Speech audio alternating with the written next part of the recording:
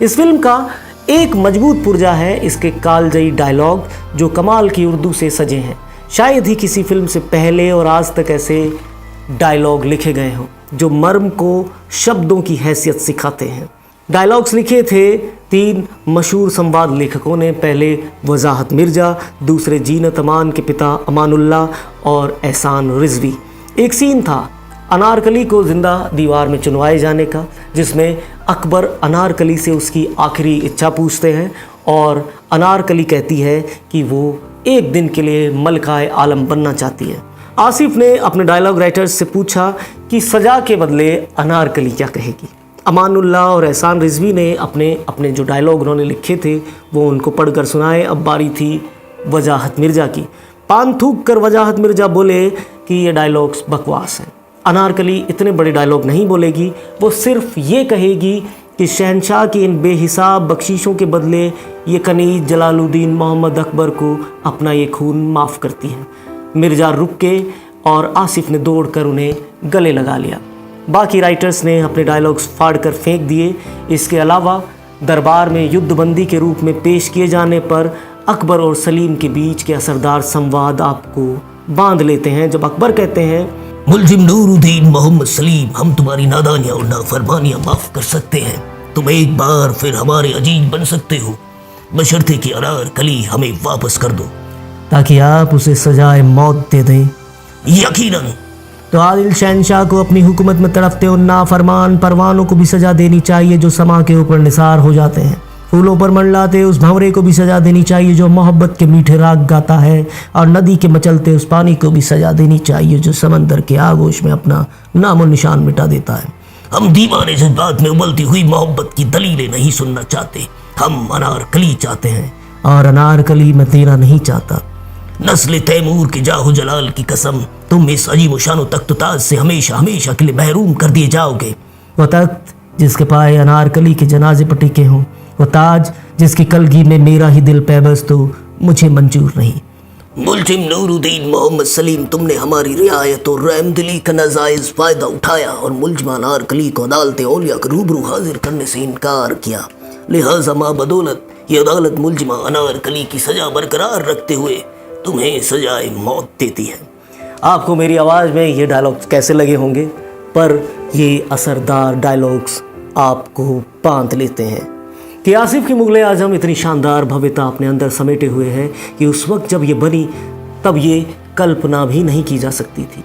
सलीम और अकबर के बीच दिखाए गए युद्ध के लिए भारतीय रक्षा मंत्रालय की स्पेशल परमिशन लेनी पड़ी। इस युद्ध दृश्य में भारतीय सेना की 56 जयपुर रेजिमेंट के 2000 ऊँट, 400 घोड़े और 8000 भारतीय जवानों के साथ शूट किया गया। फिल्म सिर्फ अनारकली और सलीम की अधूरी मोहब्बत की दास्तां नहीं है, बल्कि मधुबाला और दिलीप कुमार की नाकाम मोहब्बत फिल्म में दोनों के चेहरों पर नजर आती है। फिल्म की 10 साल लंबी शूटिंग के दौरान दिलीप कुमार और मधुबाला के रिश्ते बिगड़े। दिलीप चाहते थे कि मधुबाला उनसे शादी कर लें, पर अपने पिता के आगे मजबूर मधुबाला बीच रास्ते से वापस लौटने लगी। फिल्म के एक सीन में दिलीप साहब मधुबाला को थप्पड़ मारते हैं। अब वो एक एक्टर ही नहीं, एक जख्मी आशिक भी थे।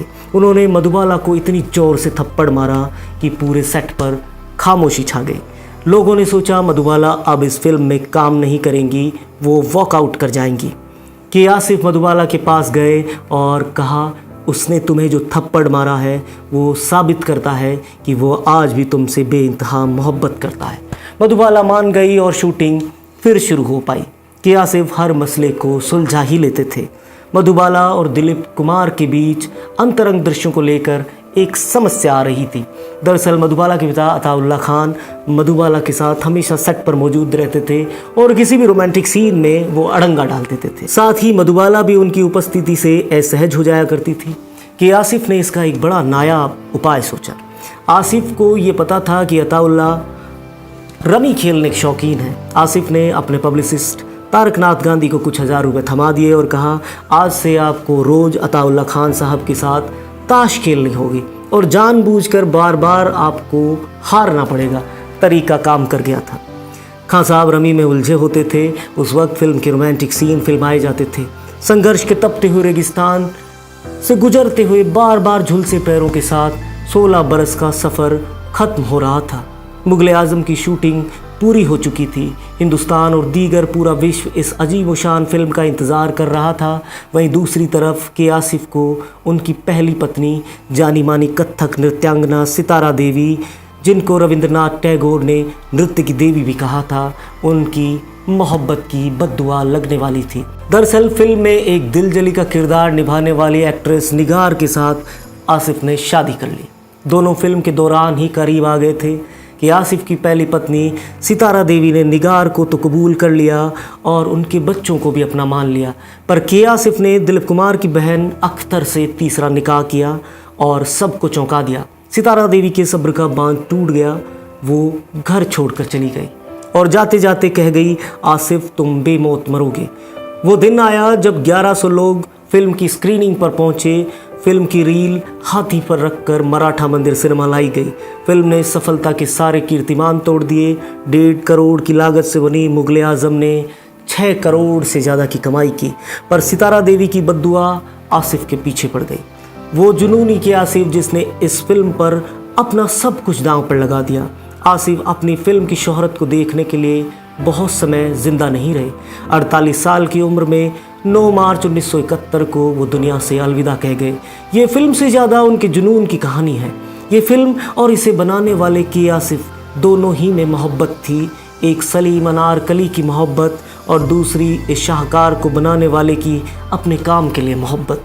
दोबारा कभी मुग़ल आज़म नहीं बनाई जा सकती, क्योंकि दोबारा कभी के आसिफ सा कोई पैदा नहीं होगा। मोहब्बत करने वालों का बस इतना है अफसाना, तड़पना, आह भरना, घुट के मर जाना। इस तरह की किस्से कहानियाँ हम आपको पहले सुनाते रहे हैं और आगे सुनाते रहेंगे, लेकिन आपको हमारा एक काम करना होगा, हमारे चैनल को सब्सक्राइब करना होगा, बेल आइकन को प्रेस करना होगा और इस किस्से को, इस कहानी को अपने लोगों के साथ साझा करने की, शेयर करने की अपेक्षा हम आपसे करते हैं। फिर मिलेंगे। शुक्रिया।